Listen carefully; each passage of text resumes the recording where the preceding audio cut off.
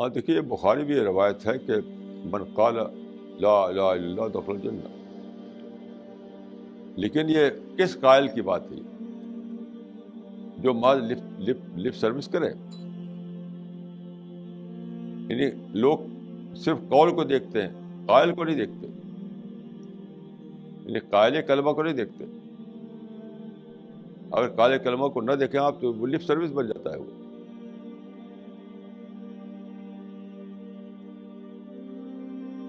تو اس میں جو قائل کلمہ ہے یعنی کہنے والا، اس سے مراد وہ انسان ہے جو سیکر تھا، پھر اس نے اسٹڈی کی، پھر اس کو ڈسکوری ہوئی، پھر اس نے اللہ کو دریافت کیا، پھر اس کے بعد اس کی شخصیت میں ایک نیا ایمرجنس ہوا، اور اس کے سوچ، اس کا ہر چیز بدل گئی، اس زندگی اللہ کے رنگ میں رنگ گئی. اس کا قول.